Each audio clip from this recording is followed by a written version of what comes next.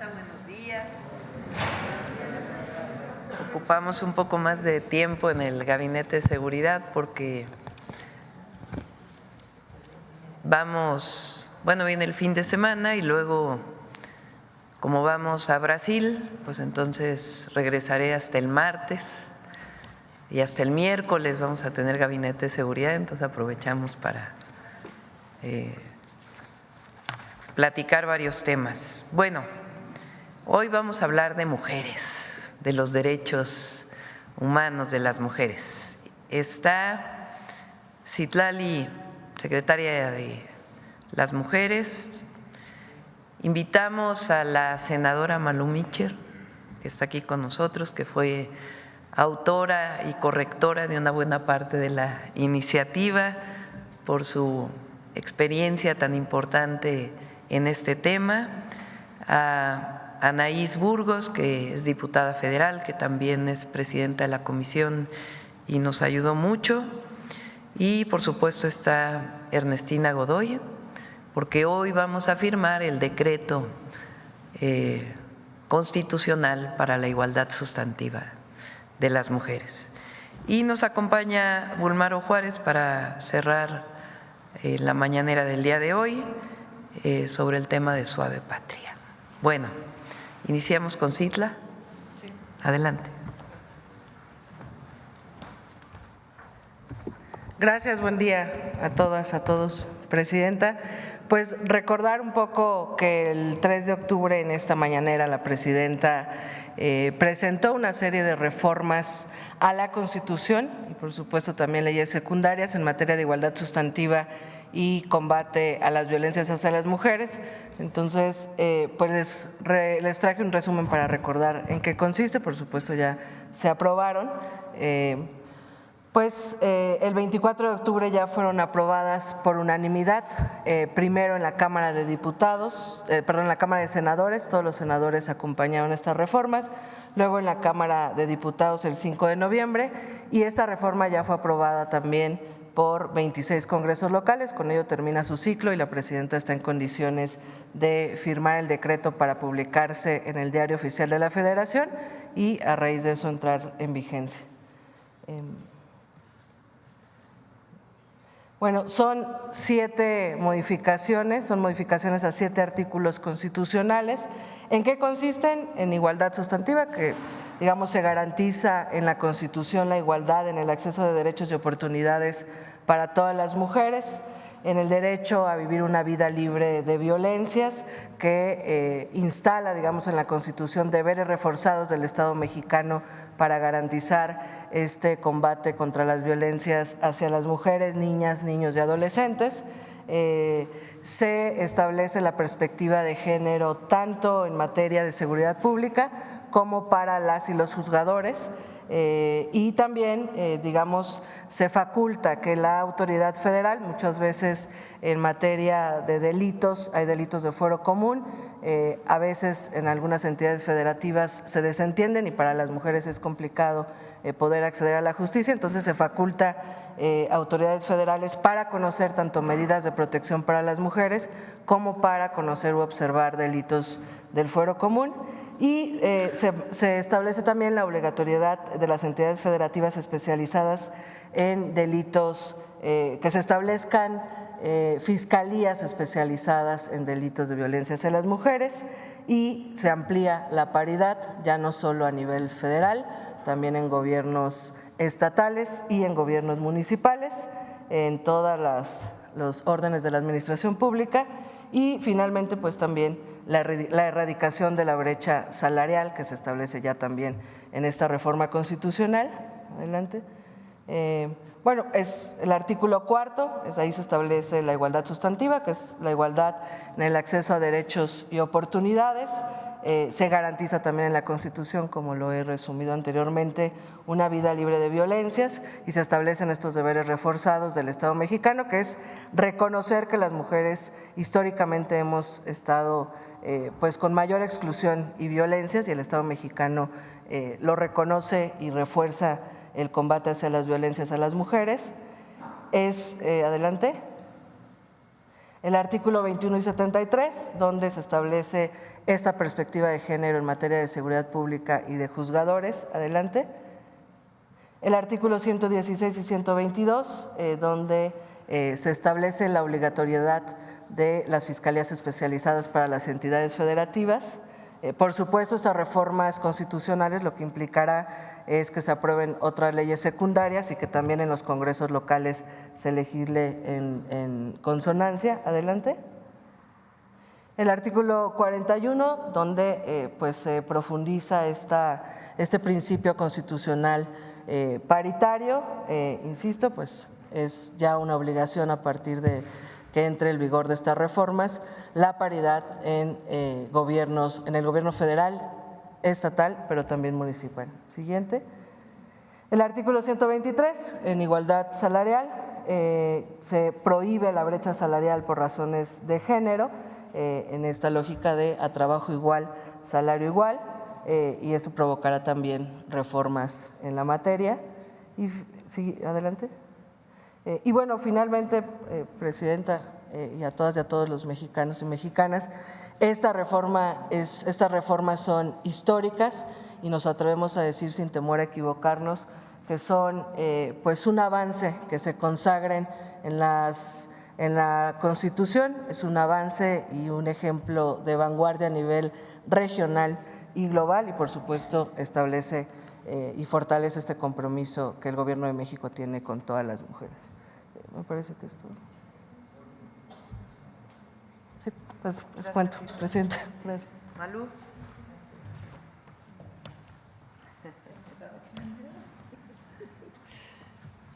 Ay, Dios mío, buenos días, Presidenta. Ay, estamos muy emocionadas para nosotras, para las feministas insistencialistas, con esta gran prueba que tenemos en este país. Es un anhelo hecho realidad. Muchos años de empujar una agenda feminista, una agenda que contemplara la igualdad sustantiva, que no es lo mismo que la igualdad formal, la que está en la ley nada más, está plasmada en la ley, pero cuando las circunstancias, las condiciones que rodean a las mujeres aseguran la igualdad y no discriminación y la igualdad de oportunidades, estamos hablando de otra situación para las mujeres, para las niñas, para las adolescentes. Y por supuesto hablar de la perspectiva de género, de ponernos estos lentes obligadamente para juzgar, para elaborar programas, presupuestos, acciones, pues asegura disminuir la brecha de desigualdad en el acceso al ejercicio de nuestros derechos. Y esto es histórico para nosotras porque puede estar en una ley secundaria, pero en una Constitución creo que difícilmente podríamos hablar de algún otro país en Latinoamérica que lo tuviera. Estamos ya trabajando, por supuesto, en las leyes secundarias, en donde aseguraremos que las fiscalías especializadas, que la igualdad sustantiva esté en la Ley General de Acceso a una Vida Libre de Violencia, en la Ley de Igualdad, asegurando los nuevos conceptos que tenemos que integrar para que las mujeres accedan a una vida libre de violencias. Hablar de violencias es hablar de que una violencia viene siempre acompañada de otra, pero que esté en la Constitución es de verdad un anhelo histórico que le agradecemos desde el fondo de nuestro corazón feminista a nuestra líder feminista en este país. Todo esto es una extraordinaria iniciativa que nos envió la Presidenta, que ya se va a publicar y ahora en estas leyes secundarias pues estaremos dándole carnita, si así se puede decir, a las leyes de igualdad, a la Ley de Acceso a una Vida Libre de Violencia, a la Ley Federal del Trabajo, donde hablaremos, por supuesto, de qué significa la brecha salarial, cuáles son las causas que originan esta brecha salarial, la violencia, la falta de oportunidades, hasta los lugares donde viven, el acceso a la educación, a los servicios, provocan esta brecha salarial por ser mujeres. Y esto es lo que no quiere ya la Presidenta. Y estamos trabajando sobre ello, que seguramente en los 16 días de activismo, Presidenta, se lo entregaremos a las mujeres en este país, a las mujeres, a las adolescentes y a las niñas. Muchas gracias, muchas gracias.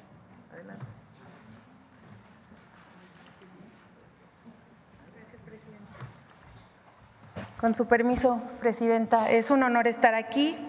Yo quiero decirles a todas y a todos que en el Congreso de la Unión, las 251 diputadas caminamos juntas abrazando esta iniciativa de nuestra presidenta y le agradecemos por presentarla, por recoger el sentir de las mujeres en este país.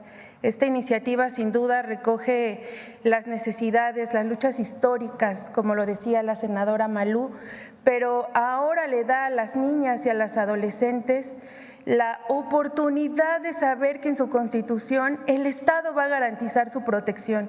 Eso es un gran avance, porque tal vez muchas de las que estamos aquí no nos sentimos protegidas por el Estado. Y hoy, al tener a nuestra presidenta, es garantizarle a las niñas un presente y un futuro distinto. Decirle a la presidenta, a la consejera jurídica, a mis compañeras, que desde el Congreso de la Unión y de la mano con la senadora Malú Mitchell, estamos trabajando ya, llevamos días muy pesados para sacar las leyes secundarias y vamos a seguir trabajando para garantizar también que la nueva Secretaría de las Mujeres tenga todo lo que debe garantizar para que las mujeres, niñas y adolescentes de este país no vivan con violencias. Presidenta, pues un saludo de mi coordinador, el doctor Ricardo Monreal, de todas mis compañeras, compañeros, y sigamos haciendo historia porque las niñas y adolescentes de este país merecen un presente y un futuro mejor. Muchas gracias, Presidenta. Gracias. Acompáñenme a la firma.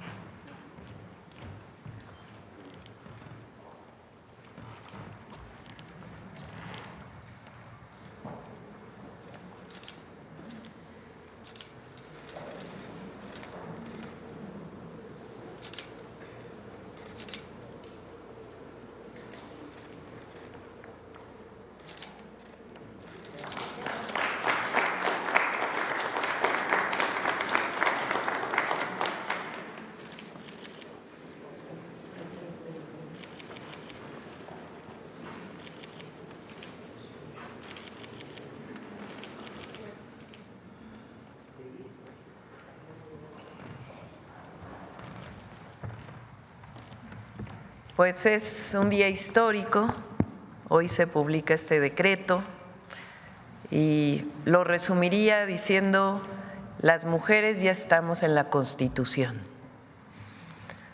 Nuestros derechos están garantizados en la Constitución política de los Estados Unidos mexicanos. Hay un reconocimiento de la desigualdad histórica, de tal manera que no solo es el acceso a la educación, a la salud, a todos los derechos, sino también un reconocimiento de esa desigualdad histórica y que por lo tanto tiene que ser abiertos todos los espacios para poder resolver esa desigualdad histórica para las mujeres. Así que el día de hoy se publica y las mujeres mexicanas ya somos parte de la Constitución política de los Estados Unidos mexicanos. Adelante, vamos con las preguntas. Vamos por acá primero. Ahora me bajaron mucho Buenos días, Presidenta. Cristian Galarza, de noticiasdefrente.com. Mi primera pregunta sería, sobre la contaminación en el norte del país. De acuerdo a artículos publicados en medios nacionales como La Jornada y BBC, Mexicali, capital de Baja California, es la ciudad más contaminada de Norteamérica y del mundo. Al ser un valle ocurren en invierno situaciones similares a las del Valle de México, con inversión térmica y niveles de contaminación muy dañinos para la salud, lo cual ha causado estragos en la salud de niños y adultos mayores. Conociendo su expertise en políticas de medio ambiente, los ciudadanos cachanillas quisieran saber si puede apoyar junto con el gobierno estatal y la Secretaría del Medio Ambiente a implementar medidas como un programa Hoy No Circula y cierre de empresas contaminantes como Sahori y Spectrum Brands, solo por mencionar dos de las más contaminantes en la zona. Para reducir la contaminación no necesariamente, primero hay que ver los niveles. Los niveles de contaminación atmosférica se miden con aparatos especiales. La zona metropolitana del Valle de México tiene una red de monitoreo atmosférico desde hace ya muchos años que se ha ido actualizando y que tiene medidas al segundo de la contaminación. Entonces, primero hay que ver los niveles de contaminación para saber si lo que se menciona en estos reportajes es cierto. Segundo, para disminuir la contaminación, lo que tiene que hacerse es disminuir las fuentes de contaminación. Y para conocer las fuentes, o sea, qué contamina, pues hay que hacer un inventario de emisiones, que eso significa medir en las fábricas, los autos. No en todos lados funciona el Hoy No Circula, no en todos lados hay que cerrar plantas, sino sencillamente que haya tecnologías que disminuyan las emisiones en fábricas. Entonces, lo que tiene pensado la secretaria Alicia Bárcenas es, en particular en Monterrey y en Guadalajara, fortalecer el monitoreo y los inventarios, pero también en otras ciudades del país que permita saber los niveles de contaminación y a partir de ahí, con el inventario de emisiones, qué medidas hay que tomar para reducirlas. Muchas gracias. Mi segunda pregunta, Presidenta. El programa Salud Casa por Casa que se ha presentado aquí, quisiéramos saber si se podría extender a las personas que viven con VIH, sobre todo para evitar que intermediarios lucren política y económicamente con la distribución del medicamento que es gratuito. Se lo comento porque en la Clínica Condesa, durante la administración de Andrea González Rodríguez, que me parece que acá recientemente presentó su renuncia, ella tenía convenios de naturaleza pues no muy clara con algunos grupos de la sociedad civil que de alguna manera durante las campañas políticas participaron con otros grupos políticos, digamos, pues para hacer este tipo de narrativas del desabasto de medicamentos del VIH y pues lucrar políticamente con la causa.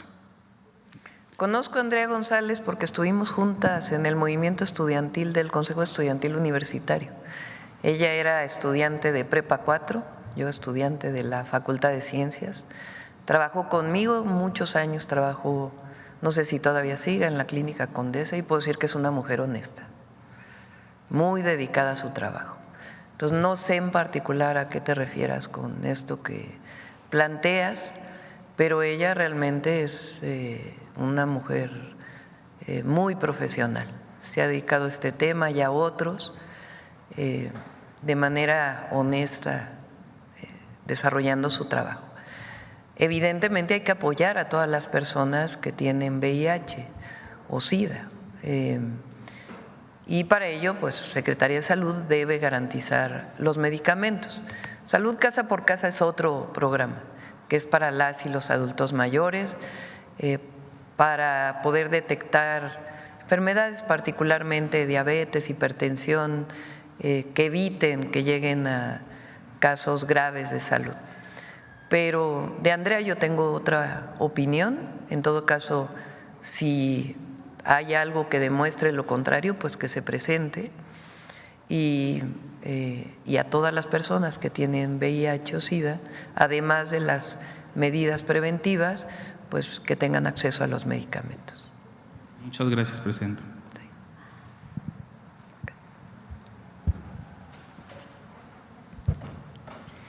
Presidenta, muy buenos días. Yaret Arciniega, de Revista Fortuna. Hoy se presenta el paquete económico para 2025 para su primer año de gobierno y ayer la calificadora de riesgos Moody's decidió degradar la perspectiva para la deuda soberana de nuestro país de estable a negativa, pero reafirmó la calificación, lo que refleja solidez de la posición crediticia de México, es decir, que considera que nuestro país seguirá cumpliendo a sus compromisos. ¿Por qué entonces la agencia calificadora se centra en un supuesto debilitamiento institucional para lanzar una advertencia a los inversionistas cuando también reconoce que México cuenta con un historial de cumplimiento y reafirma la calificación debido al sólido historial del Gobierno de México en la implementación de políticas fiscales y monetarias que garantizan la estabilidad macroeconómica? Por cierto, Presidenta, no es la primera vez que Moody's realiza cambios en su evaluación para México sin tomar en cuenta información clave sobre el cumplimiento de los compromisos con los inversionistas. Sí, no sé por qué hay supuestamente debilitamiento institucional. Tendrían que dar más argumentos o pruebas para ello. Muchas veces estas calificadoras pues están orientadas a evaluar a partir de un modelo económico. Ese es, digamos, cómo fueron construidas, más allá de criticar o no a una calificadora. Ese es el modelo con el cual califica. Y todos sabemos que a partir de 2018 el modelo económico en nuestro país cambió. Es un modelo basado en la austeridad republicana, en la economía moral, en reorientar presupuesto para programas sociales, para derechos e inversión pública. Entonces, muchas veces estas evaluaciones tienen este sesgo original. Entonces, habría que preguntar por qué piensan que hay un debilitamiento institucional. De todas maneras, como bien dices, la calificación no cambia. A todos los inversionistas estamos haciendo un trabajo muy importante con el secretario de Economía, el secretario de Hacienda, todo el gabinete económico. Hay muchísimas inversiones para México en el 2025, hay un portafolio de inversiones, se está trabajando con empresarios, empresarias mexicanas, de Estados Unidos particularmente, para seguir aumentando estas inversiones en nuestro país. Y como saben, las inversiones para nosotros tienen que generar no solo el número de inversión extranjera directa, sino bienestar para las y los mexicanos. Entonces, ese es por un lado. Por otro lado, se presenta hoy el paquete económico, está por presentarlo el secretario Rogelio Ramírez de la O. Es un paquete muy sólido, vienen cambios importantes en la manera de distribución del presupuesto, se reduce el déficit y eso implica también un esfuerzo mayor de todo el gobierno de austeridad republicana. Eso no implica afectar la operación del país, ni mucho menos, ni del gobierno, pero sí algunos ajustes. Obviamente se garantizan los programas de bienestar, inversiones públicas y se hace una reorientación. Y al fortalecer Pemex también, y Comisión Federal de Electricidad tiene buenas finanzas, al fortalecer Pemex pues también vamos a fortalecer toda la economía del país. La economía de México está sólida, está fuerte y vamos a salir adelante el próximo año.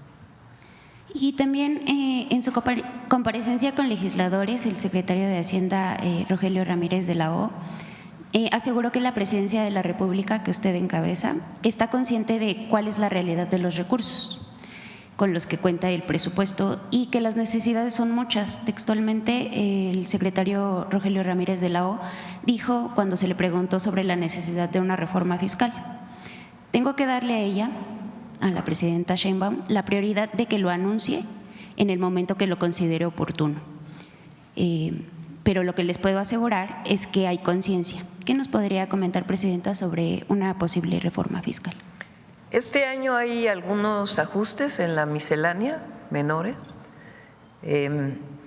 Y el próximo año nos vamos a dedicar todavía más, lo dije en la campaña, a fortalecer la recaudación de aduanas, a disminuir los trámites en el SAT para aumentar la recaudación, en el fortalecimiento de la recaudación, en evitar la evasión, que todavía con todo y lo que hizo el presidente López Obrador hay todavía evasión fiscal. Ahora queda en la Constitución las facturas falsas como prisión preventiva oficiosa, y vamos a dedicar un esfuerzo muy importante a ello porque todavía está lamentablemente este tema. Entonces vamos a trabajar en ello y en el transcurso del año, en todo caso revisar, porque también se revisa con los distintos sectores del país, como por ejemplo ahora el aumento al salario mínimo viene también por consenso, ya lo anunciaremos en su momento, pero igual si son necesarias reformas adicionales, pues lo estaremos trabajando a lo largo del próximo año, pero todavía yo creo, es más, lo hemos estudiado ya por varios meses, hay muchas oportunidades de recaudación sin necesidad de una reforma fiscal profunda. Y por último, ¿qué podemos esperar este año del Sistema Nacional de Cuidados? ¿Sabemos cuánto se destinará del presupuesto para impulsarlo? Porque se ha calculado que cada peso que se invierta en el sistema se traducirá en un crecimiento para el PIB. Estamos trabajando, como lo prometí en los 100 puntos, en las centros de cuidado, educación inicial, particularmente para Ciudad Juárez, inicia en el próximo año con el Instituto Mexicano del Seguro Social. Desde mi punto de vista también hay una deuda histórica con las mujeres que trabajan en la maquila.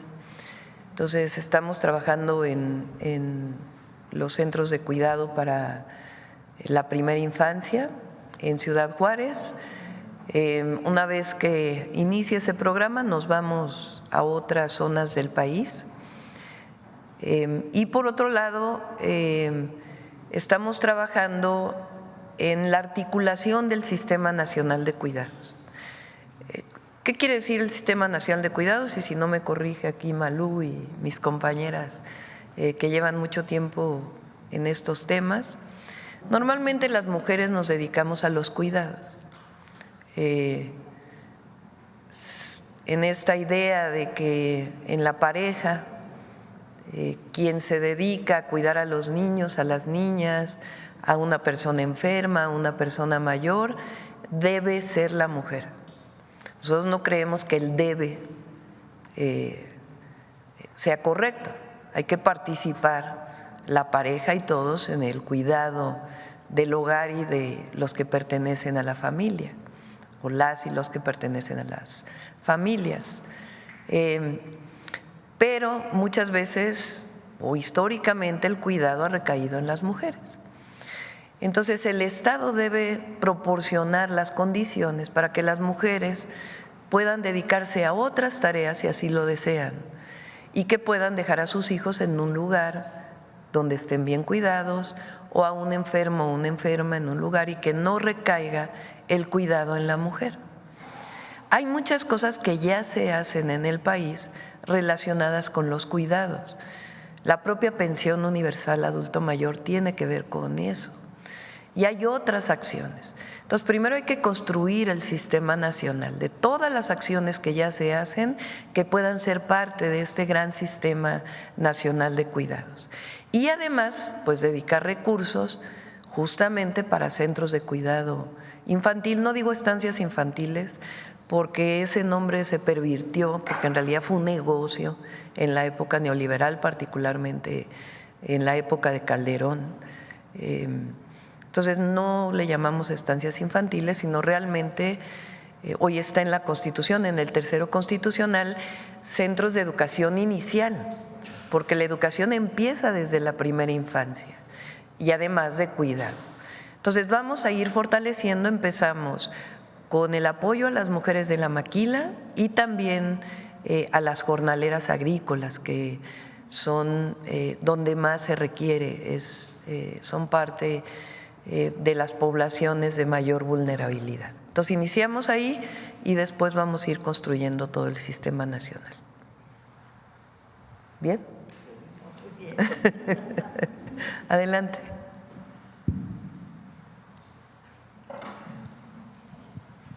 Buenos días, Presidenta. Muchas gracias. Soy Aisa García, del Canal Internacional Telesur. Tengo algunas preguntas internacionales, empezando por la opinión que a usted le merece el atentado ocurrido la noche del 13 de diciembre en la Plaza de los Tres Poderes de Brasilia, al corazón político de Brasil, donde usted va muy pronto a la cumbre del G20. Bueno, es en Río la cumbre. Bueno, cierto, pero va a Brasil. Es complejo opinar sobre una situación internacional y las condiciones particulares, ¿no? Yo me reservaría más bien mi opinión. Sobre la cumbre del G20, Presidenta, usted ha dicho que va a buscar consensos para la humanidad en favor de la paz. A mí me gustaría conocer qué va a buscar para México. Y ha despertado mucho interés su visita. Usted va a tener muchas reuniones y quisiera conocer con qué presidente se va a reunir. Van a haber muchos presidentes por allá. ¿Qué va a buscar usted para México? Más que para México, nuestra participación tiene que ver con la construcción de la paz en el mundo, con el medio ambiente y con la disminución de la pobreza.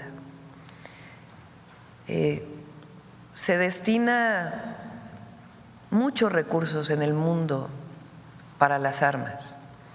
De hecho, 2023 se destinaron, dependiendo cómo se diga el número, porque nosotros hablamos de billones, nuestros billones son trillones en Estados Unidos, pero son 2.7 billones de dólares los que se destinaron en el mundo para las armas en 2023.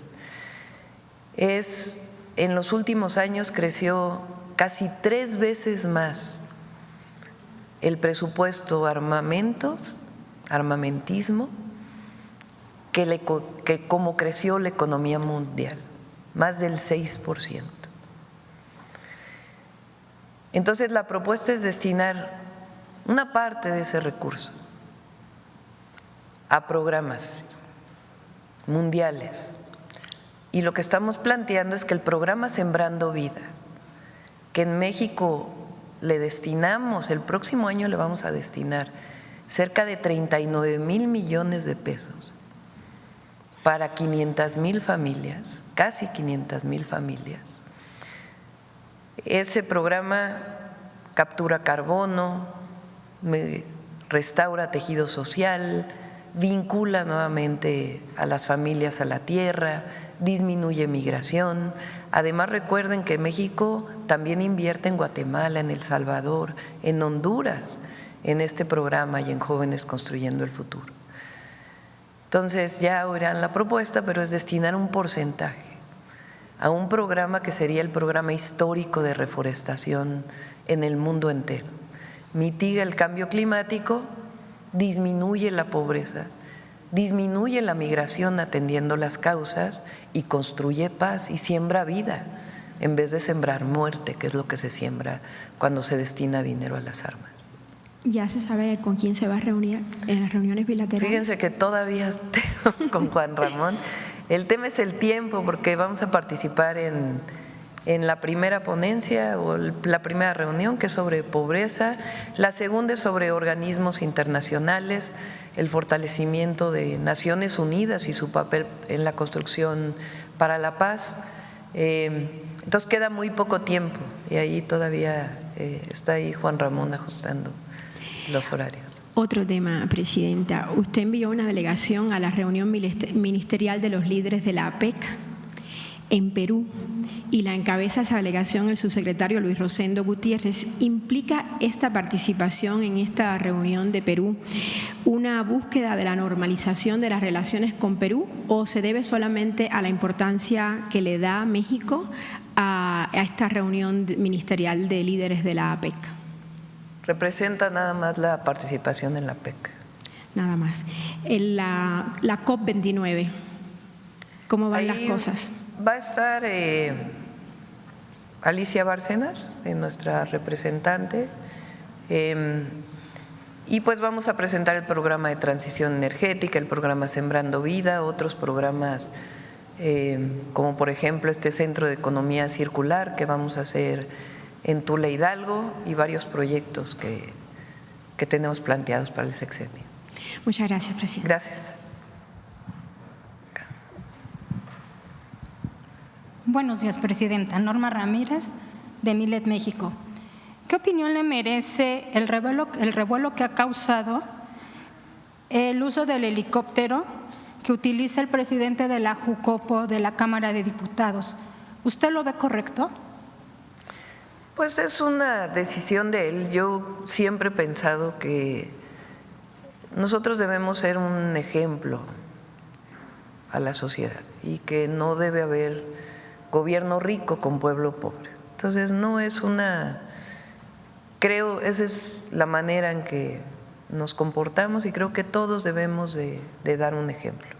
A veces también, y se aclaró ayer, porque es importante, porque no es el uso de recursos públicos, sino el helicóptero particular que, bueno, realmente no sé de quién es, que se utilizó en particular por tenerse que mover rápido de un lugar a otro. Entonces, pero en general todos los que pertenecemos a la Cuarta Transformación, pues tenemos que dar ejemplo. Pero en particular el uso del helicóptero de Ricardo, ese día, pues lo tendría que explicar. Creo que ayer se movió en motocicleta, lo vi allí en sus redes sociales. Gracias. En otro tema, presidenta, en la reunión que sostuvo ayer con los legisladores, ¿qué habló con ellos? Hablamos fue un aplauso, un reconocimiento. La Constitución de la República, la Constitución política de los Estados Unidos mexicanos, está viviendo muchas reformas para bien del país. Recupera su sentido social, su sentido humanista. Muchas reformas que tuvieron que ver con el periodo neoliberal se están reorientando a la nueva realidad del país y el reconocimiento de nuestro pueblo por encima de todo. El pueblo que fue olvidado durante tantos años hoy recupera su participación en la Constitución política, en la democracia, en las libertades, en el reconocimiento de derechos, como los derechos de las mujeres. Entonces, realmente están siendo un constituyente. Son el constituyente, les dije ayer, del 2024, porque está reformándose la Constitución para bien del país y recuperando su sentido social y democrático, porque por más que diga nuestros adversarios, la oposición, algunos que lo que quieren es recuperar sus fueros, intereses y privilegios, la Constitución es una Constitución republicana y democrática que fortalece la democracia en el país. La elección de jueces o de las personas juzgadoras pues es el fortalecimiento de la democracia en México. Entonces, realmente el papel que están jugando las y los legisladores de nuestro movimiento en este momento histórico es trascendente. Entonces, fue un aplauso al trabajo que han venido haciendo y a seguir trabajando conjuntamente por el bien de nuestro pueblo y de la nación. Gracias.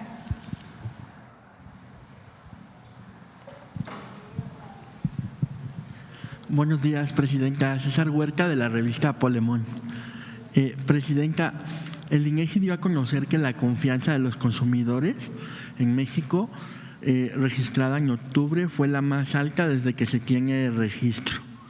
Este es un caso muy relevante, pues estas cifras se dieron en un cambio de la administración federal. Y en los tiempos del PRIAN esto generaba incertidumbre entre los mexicanos, pues siempre se esperaban devaluaciones o crisis económicas, y pues esta buena perspectiva los de la derecha tratan de minimizarla y siguen afirmando que todo va a estar mal, y más ahora con el anuncio de lo que hablamos de Moody's. Entonces ese es el discurso de la derecha, pese a lo que está demostrando el INEGI. ¿Qué piensa de que los mexicanos tengan también una alta confianza en usted como presidenta y confianza en el país, en que las cosas irán mejor en materia económica, en calidad de vida y en bienestar? México cambió en el 2018 y el pueblo de México, la gran mayoría, están de acuerdo con este cambio, con esta transformación que llamamos la cuarta transformación. Y cambió el modelo económico. Entonces, esta idea de que todo era el mercado y nada el Estado quedó atrás, aunque todavía algunos lo defiendan. Esta idea de que la educación no era para todos y para todas, sino solamente para aquellos de excelencia, pues quedó en el pasado. Esta idea de que el pobre es pobre porque no trabaja y no por un sistema que empobreció a muchísimas familias mexicanas, quedó en el pasado. Entonces hoy se construye, a partir de la llegada del presidente López Obrador, un nuevo modelo económico que parte de que la economía hay que impulsarla de abajo hacia arriba. Yo pongo este símil de que es como un árbol, porque la teoría esta de que si riegas arriba va a gotear abajo se demostró que es falsa. Entonces, para que un árbol crezca, pues hay que regar abajo. Es lo mismo, para que la economía mexicana florezca, pues hay que regar desde abajo. Y desde abajo quiere decir prosperidad compartida y quiere decir la máxima de por el bien de todos y de todas, primero las y los pobres. Entonces eso es lo que cambió. Y el pueblo de México está de acuerdo, pero no solo eso. Al haber recurso económico, al potenciarse la economía interna, les fue mejor incluso a muchos arriba. Porque cuando hay recursos, pues se compra más y eso, por supuesto, potencia la economía. Al aumentar el salario mínimo al doble, pues hay más recursos y eso genera economía interna y esa economía interna pues potencia la economía del país. Entonces cambió el modelo económico, le llamamos humanismo mexicano, economía moral, y este índice de confianza, pues lo que muestra es eso, que la gente se siente mejor ahora que lo que estaba antes y la perspectiva también es de mejoría. Y así va a ser, por más cuestiones nacionales, internacionales que podamos enfrentar, vamos a salir adelante porque hay fortaleza económica del país. Presidenta, y en Polemón hicimos una investigación hace unos días en la que revelamos que el magistrado Froilán Muñoz Alvarado no solo cobró una beca en el CONACYT a pesar de tener un sueldo de más de 200,000 pesos, sino también tiene a toda su familia en la nómina del Poder Judicial. Su hijo Andrés Muñoz fue nombrado juez de distrito este año tras presuntamente ser favorecido para aprobar el examen. Otro de sus hijos, de nombre Froilán Muñoz, es oficial judicial, pero ya tiene la patente de secretario y está en la lista para obtener un nombramiento de base. Su hija, Valeria Muñoz, es secretaria de un juzgado y su esposa es secretaria de un tribunal. Este magistrado, por cierto, a través de la Asociación Nacional de Magistrados de Circuito y Jueces de Distrito del Poder Judicial de la Federación, la famosa ahora JUFET, es uno de los opositores más férreos a la reforma al Poder Judicial y quien ha presentado más controversias constitucionales ante la Suprema Corte para tratar de echarla abajo. ¿Cuándo usted piensa, Presidenta, que estos casos, que son sin duda muy indignantes, van a desaparecer en el Poder Judicial? Es decir, ¿cuándo piensa usted que se verán los resultados en la aplicación de la reforma judicial? Gracias. Está muy interesante la información que haces pública. Ya ven que el documento que presenté hace unos días, ¿no?, el poder familiar de la Federación, más que el Poder Judicial. Va a sanear el Poder Judicial la reforma, porque se van a elegir jueces, juezas, magistrados, magistradas, ministros, ministras, pero también el tribunal, ¿cómo se llama, Ernesto? El Tribunal de Disciplina Judicial, porque ellos también van a surgir de la elección, o ellos y ellas, y su tarea es justamente revisar todo esto, aparte de la parte administrativa. Recuerden que el Consejo de la Judicatura, pues la Corte era juez y parte, y realmente pues el Consejo de la Judicatura no hizo pues prácticamente nada. Entonces, obviamente no queremos abusos de este nuevo organismo y por eso tiene que tener reglas de actuación, pero tiene que poner orden en el Poder Judicial y que si se comete algún acto de corrupción, pues puedan ser sancionados los jueces, porque mucha impunidad también. El que sean jueces no quiere decir que están fuera de la ley y que ahora la ley les pertenece, que es parte de este ambiente que existe en el Poder Judicial. No, ellos también, ellas tienen que cumplir con la ley. Por acá. Gracias, presidente. Esteban Durán, Vanguardia, Veracruz. Volviendo al tema del G20, presidenta, en su viaje, el presidente de Estados Unidos, Joe Biden, irá. Incluso el mandatario brasileño manifestó que también se tomará el tema migratorio. ¿Usted secundará este tema del presidente brasileño? Y va a reunirse con el presidente Joe Biden. ¿Ya pidió alguna audiencia con el mandatario estadounidense? Estamos viendo los tiempos y ya les informamos, les informa la… México ha tenido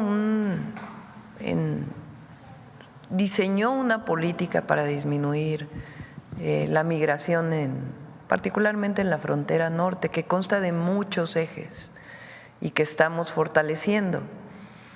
El más importante es la atención a las causas. Entonces, hay política migratoria y una política migratoria humanista.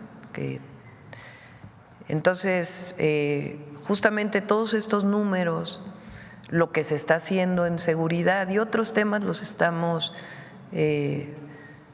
construyendo en esta estrategia integral para el país, que es el Plan Nacional de Desarrollo, que está incluido ahí. Y que ahora que entró el presidente Trump, pues habrá momento también para platicar y coordinarnos, como lo hemos planteado siempre, no subordinarnos, sino coordinarnos. Que por cierto, el día de ayer vi que salieron notas de que el Departamento de Estado estuvo de acuerdo con la declaración del embajador de Estados Unidos, pero a ver si tienen ahí la declaración del vocero del Departamento de Estado. Lo que dice el vocero es que tiene que haber coordinación y en eso estamos totalmente de acuerdo. Ni siquiera hace una valoración de la política de seguridad como lo hizo el embajador.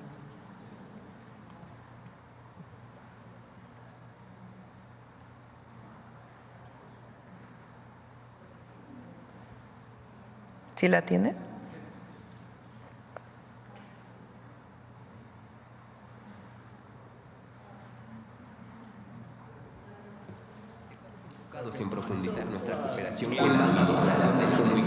que ciertamente que es una actividad importante por hacer. No se escucha bien. Es que está traducido encima de la voz.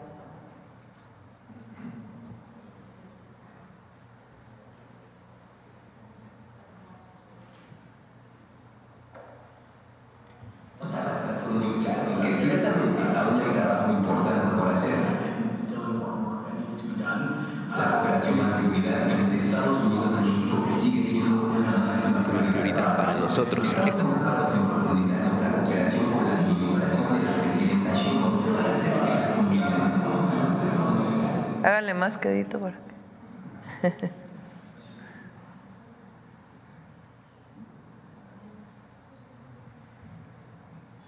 Bueno, ¿ya? ¿O nos esperamos?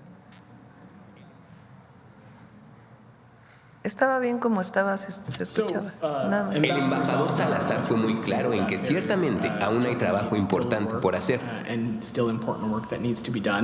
La cooperación en seguridad entre Estados Unidos y México sigue siendo una máxima prioridad para nosotros. Estamos enfocados en profundizar nuestra cooperación con la administración de la presidenta Sheinbaum para hacer que las comunidades y en última hora las personas de ambos lados de la frontera se sientan seguras. No tengo nada más que opinar en relación con los comentarios del embajador de Estados Unidos.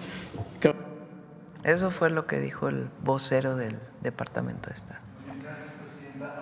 Lo que está aquí la titular de la Secretaría de las Mujeres, se considera que aún están muy endebles estos organismos que otorgan y apoyan a las mujeres que sufren de violencia intrafamiliar, sobre todo aquellas mujeres que por alguna discusión, conflicto con el cónyuge, sufren de les plagian a sus hijos, se los llevan, los sacan de su casa y luego no hay quien les ayude, argumentando que pues es el papá del menor, que tiene los mismos derechos, que porque no tienen la custodia, y esto impide pues que los menores puedan ser regresados a sus casas. Hay un caso muy particular que no quisiera dar el nombre ni el lugar, porque temen que pueda haber alguna represalia o que no puede, o pues se pueda empeorar esta situación, Presidenta. Entonces piden que les ayuden en este tema para que ellos puedan recuperar a sus hijos, que los papás se los llevan sin ningún problema, los tienen al cuidado de las tías, las primas, etcétera, mientras que la mamá pues sufre las consecuencias de esto. Esa es una petición, Presidenta. Y por último, ahora que se va a Veracruz, ha habido una baja producción en el café y en el azúcar. ¿Habrá apoyo para los campesinos, para los productores? Que ahora que va usted para allá, platicará con ellos. Eso sucede en el norte de este estado.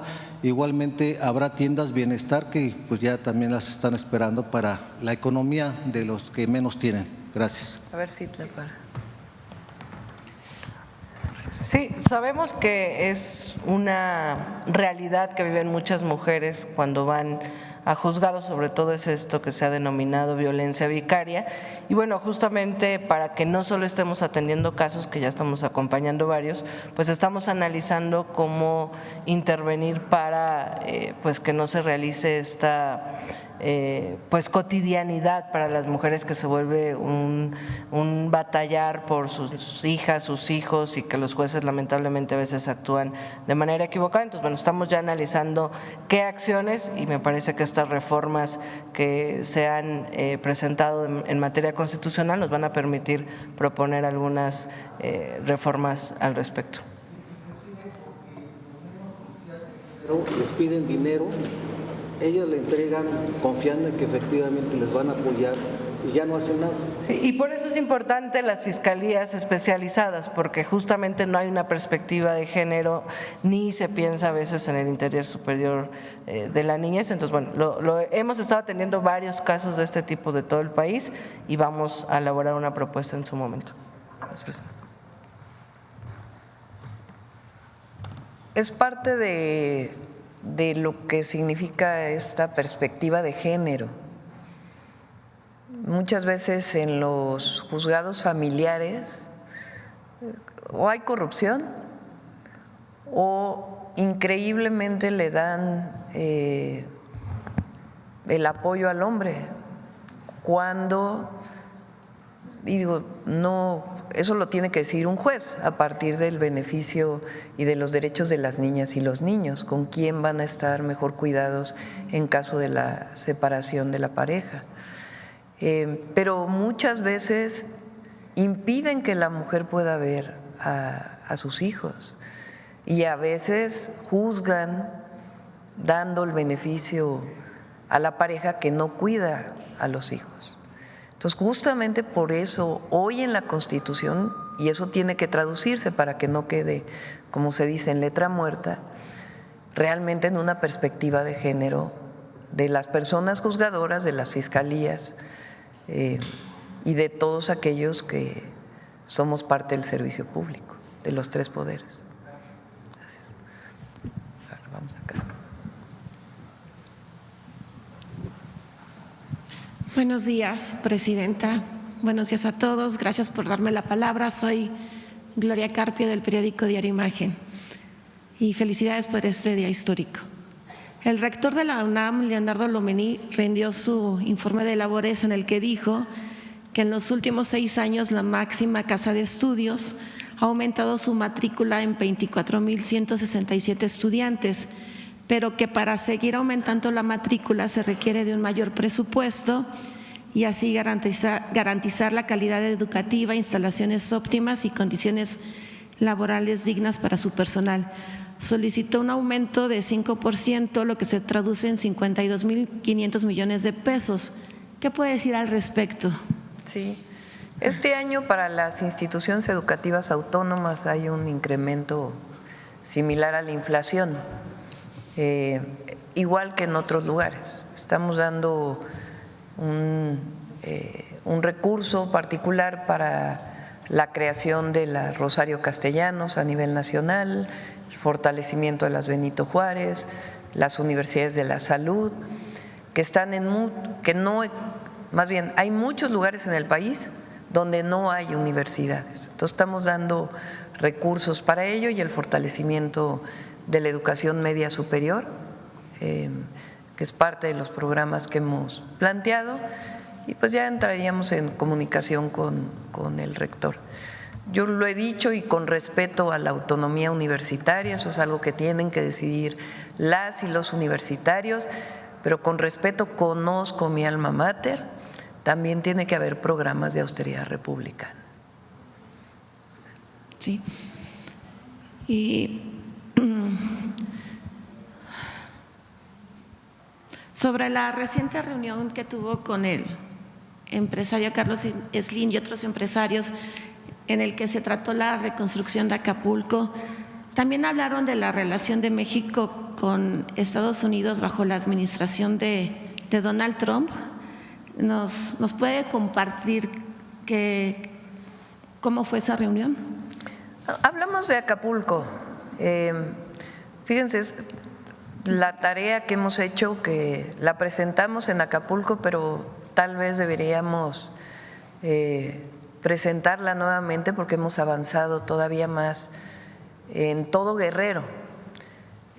Todos pues fuimos testigos del huracán, de los estragos del huracán Otis, pero el huracán John tuvo mucho impacto en todo el estado de Guerrero, prácticamente en todos sus municipios, y también en Acapulco.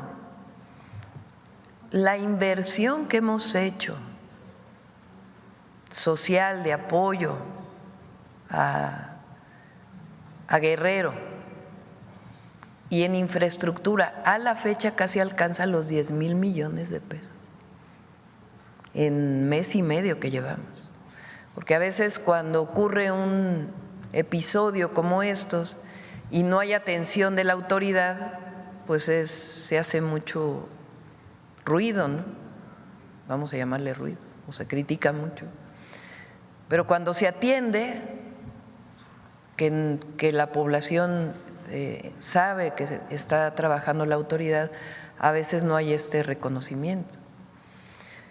Entonces es un recurso muy importante, se apoyó a las familias, se restituyó el sistema de agua potable, se están desasolvando ríos y ahora estamos haciendo un programa integral para Acapulco en particular, de una inversión en los próximos años de alrededor de 8,000 millones de pesos.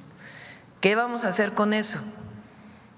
Mejorar el servicio de agua potable y además elevar las plantas de bombeo para que no vuelva a ocurrir frente a una inundación que otra vez echan a perder todas las bombas.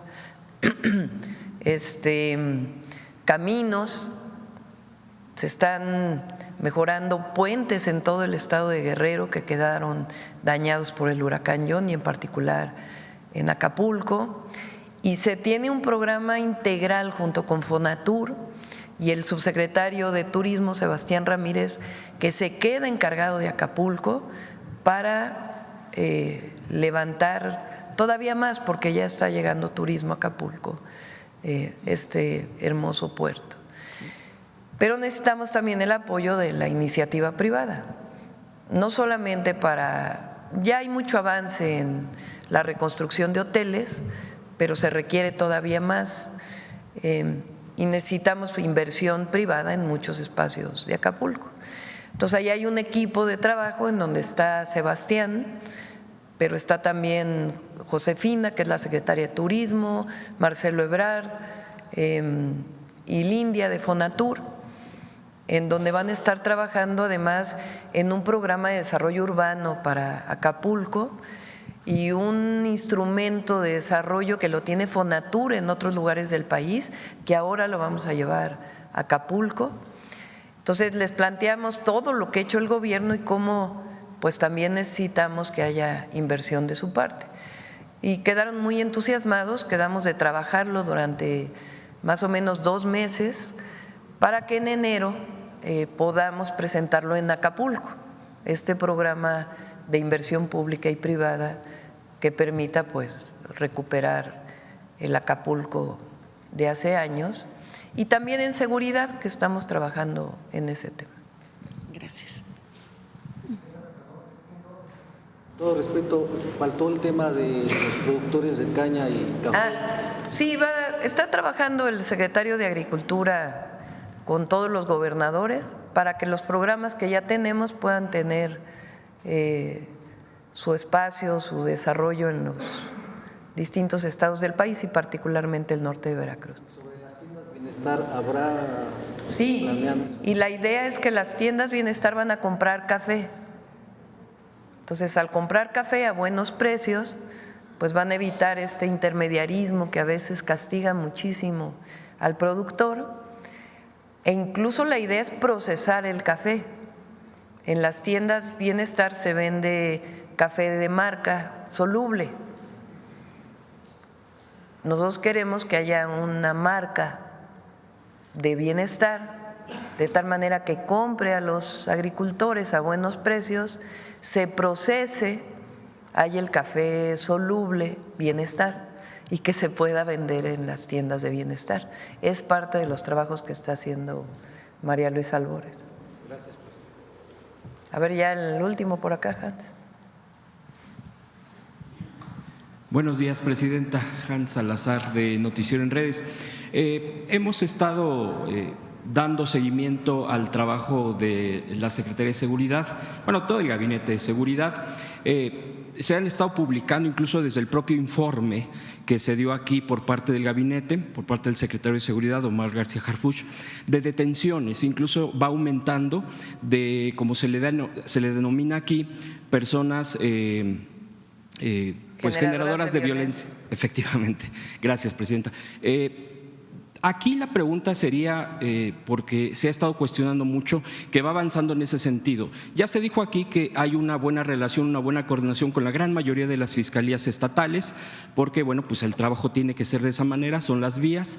El punto aquí es en qué momento puede quebrarse ahí con el Poder Judicial, porque ya hemos visto que la liberación de presuntos delincuentes, incluso con pruebas, sustento, historiales mismos de quienes son detenidos y que son, digamos, de alto perfil delincuencial, por decirlo así, no sé si sea la palabra correcta, pero que tienen historiales bastante fuertes, por ejemplo, uno de origen de China, que tenía que ver con este asunto del tráfico de químicos para el fentanilo, etcétera. ¿En qué momento, Presidenta, y cómo se está previendo esto, el trabajo, para evitar que por lo menos sean los menos que sean los sabadazos, lo menos que sea esto, y que el trabajo que se venga haciendo, la estrategia que están tomando aquí actualmente en este gobierno, se esté quebrantando con pues los jueces que finalmente también le entran a la corrupción, porque está a todas luces que eso pues no se podría hacer de otra manera, Presidenta? Esa sería mi pregunta. ¿No temen ese tipo de problemas en estos meses? Pues sí puede haber esos problemas, que ya ha ocurrido en varias ocasiones. De todas maneras, nosotros no podemos esperarnos a que pase la reforma, o sea, que se haga realidad la elección, que entrarían en funciones a partir de septiembre, si mal no me equivoco. Sí. Y estamos trabajando. En algunos casos donde hay problemas, se fortalece la relación con el Estado y las detenciones tienen que ver con delitos del fuero común.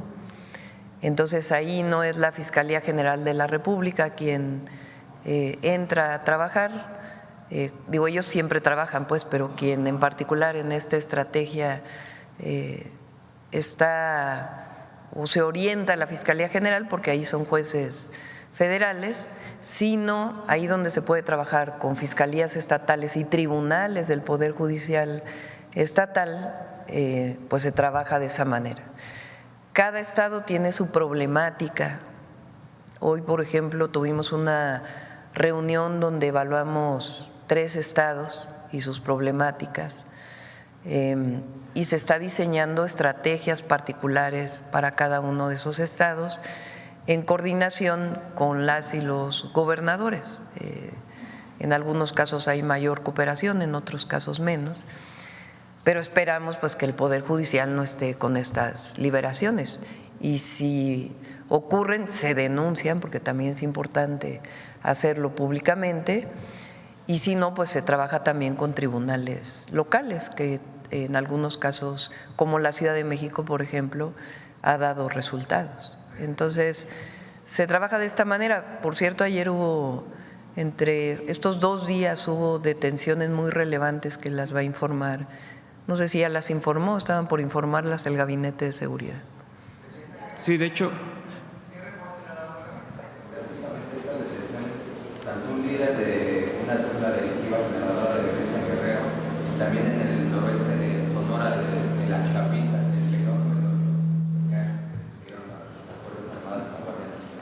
pues es producto de esta coordinación integral que estamos haciendo y del fortalecimiento de la inteligencia y la investigación. Es la estrategia que planteamos, de la que tanto nos critican los adversarios, pero es una estrategia de 4 ejes: atención a las causas, fortalecimiento de la guardia, inteligencia y investigación, y coordinación de todas las instituciones. Entonces, estas detenciones pues son producto de este trabajo coordinado que se está haciendo en el país. Presidenta, en este mismo sentido del en el tema del Poder Judicial, he estado dando también seguimiento, o hemos estado dando seguimiento en general, la prensa, respecto a cómo se está tratando este proceso, esta transición, esta convocatoria que aquí mismo se ha comentado por parte de usted, por parte de la conferencia, sobre esta transparencia de quienes están acudiendo a la convocatoria, los jueces, juezas que estén eventualmente aceptando, bueno, ya de hecho se hizo el corte sobre quienes no están aceptando ir a la elección, pero es toda una transición, porque viene después el tema de la campaña misma, toda una innovación. El propio INE tiene que ajustarse a los presupuestos que aquí se ha mencionado, pero hay una reflexión, por ejemplo, del periodista Paco Cruz, que me parece que es uno de los especialistas en todos estos temas de la impunidad que ha habido en nuestro país, y Paco Cruz viene haciendo una reflexión que me pareciera muy importante e interesante preguntarle. en estos meses, de aquí a que venga esta transición de los nuevas jueces que sean electos por el pueblo, puede venir eventualmente un año de hidalgo judicial. Es decir, permítame en esos términos, pero la corrupción a todo lo que dé, en lo que me voy. Es decir, los jueces amparan, liberan, sabadazos, etcétera, y puede acentuarse eso. Y obviamente podría eventualmente chocar con toda esta estrategia de seguridad que su gobierno viene dando. ¿Ustedes han previsto esto? Porque bueno, se sigue dando. De hecho, un familiar hace no mucho de Caro Quintero, que es un narcotraficante muy afamado. Y antier creo que liberaron. Sí, entonces, ¿ustedes no prevén que esto pueda aumentar al ver por lo menos los jueces corruptos? Que digan, pues vamos a liberar todo lo que podamos, a sacarle al fin y al cabo, nos vamos en agosto o nos vamos en el mes correspondiente. ¿Ustedes no prevén esto y que obviamente pueda afectar gravemente la propia estrategia de seguridad? Y ahorita una tercera, si me permite. Por eso en algunos lugares, recuerden que los tribunales estatales, que muchos también tienen mucha corrupción, pero en la reforma está establecido que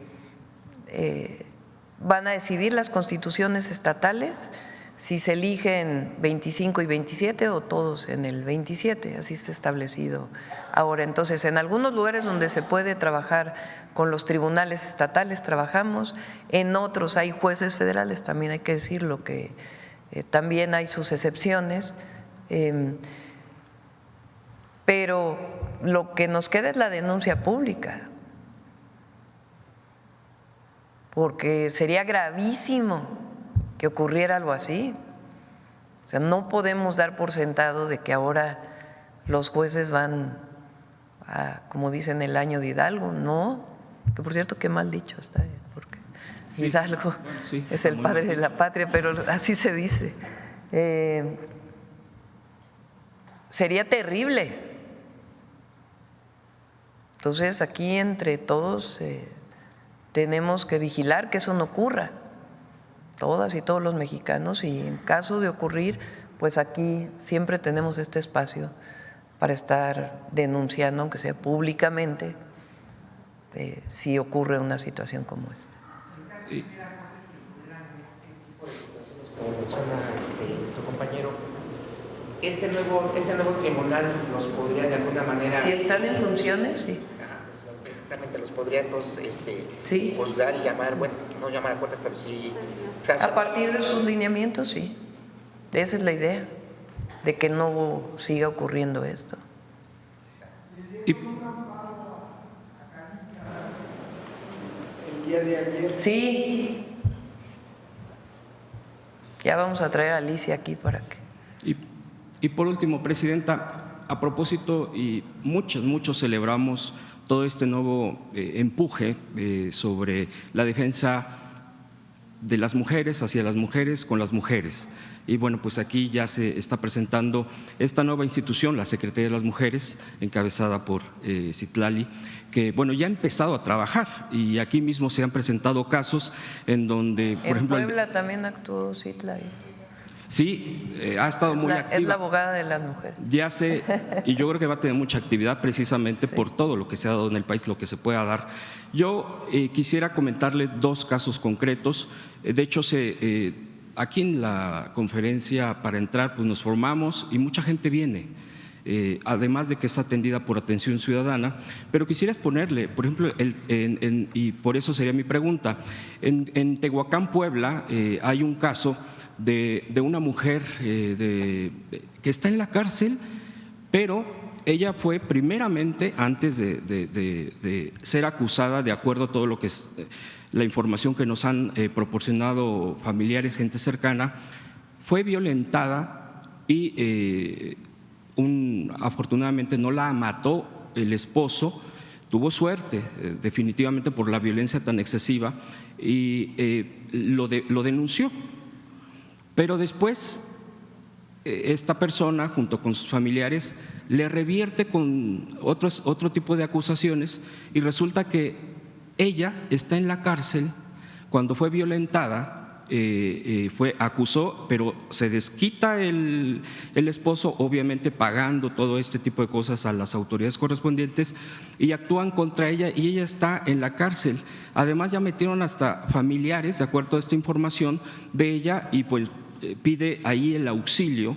Me parece que son casos así excesivos. Hoy otro caso en Nesa de una pequeña, de una nena, de hecho ya buscaron a la dependencia, pero es importante porque un proveedor de gas de tanque vende, la nena juega en el patio de su casa donde está pues cerca del tanque. Eso generalmente es lo más común pues en las casas, en la mayoría del pueblo, y hay un accidente porque el tanque estaba mal. Y ahora resulta que una juez, porque denuncian porque tiene que tener atenciones especiales por las quemaduras graves de la pequeña, y la juez dice que no puede exigirle a la empresa que paguen esas curaciones porque pues no hay una forma, una prueba de que hubiera un ticket especial, etcétera, aunque ya se comprobó que sí fue el proveedor de este tanque. En fin, son casos que afectan también a mujeres, a niñas, etcétera, y preguntarle esos casos cómo se podrían procesar a partir precisamente de esta nueva dependencia para atender a las mujeres y se pudieran atender estos casos, presidente, en concreto. Gracias, le agradezco. La idea es este fortalecimiento de las instituciones y de la atención a las mujeres y la perspectiva de género. Un programa que hicimos en la ciudad que queremos que lo impulsen los estados, porque desde la federación se puede tener una parte, es este programa de abogadas de las mujeres. Obviamente todas y todos los ministerios públicos tienen que tener capacitación, formación y perspectiva de género, pero a veces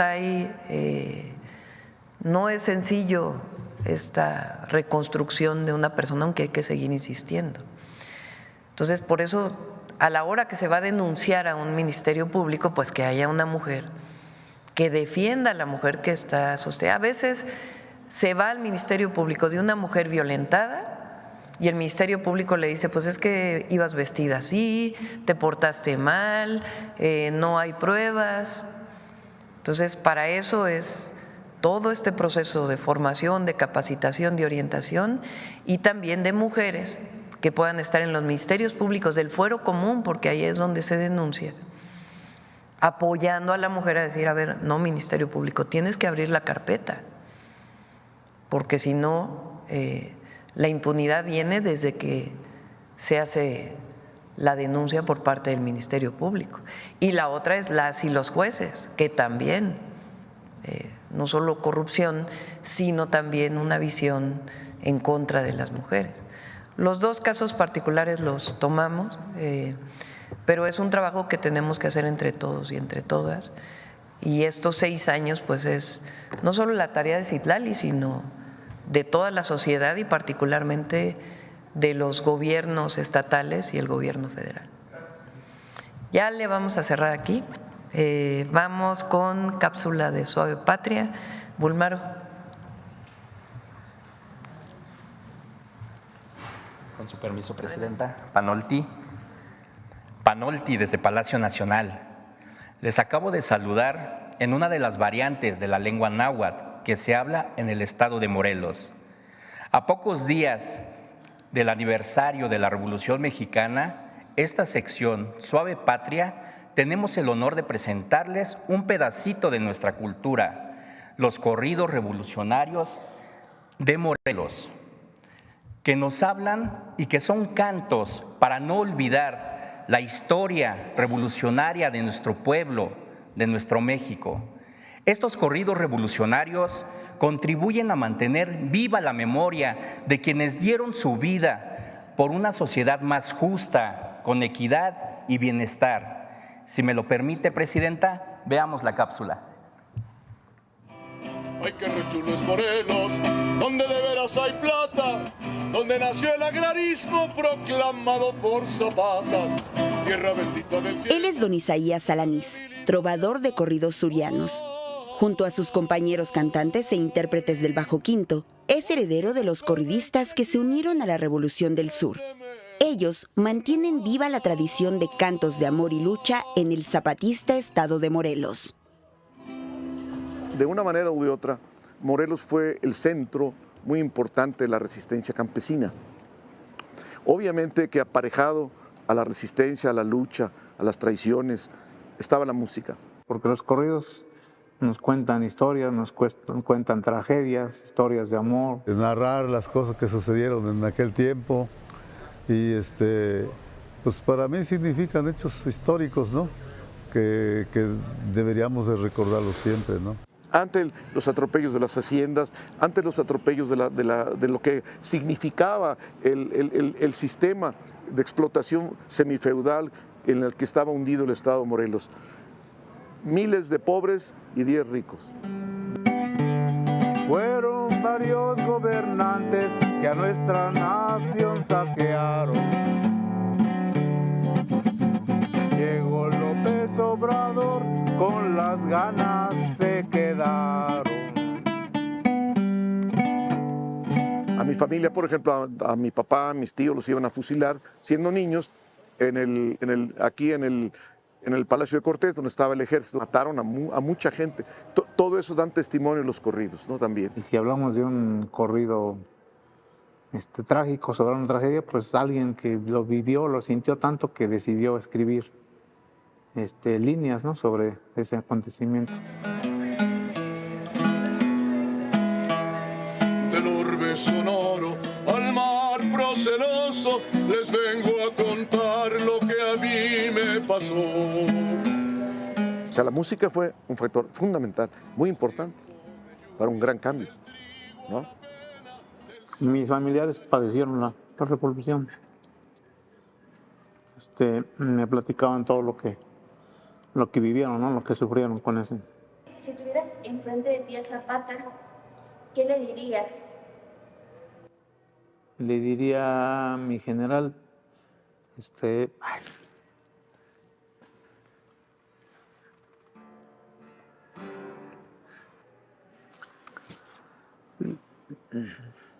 le diría que su lucha no fue en vano.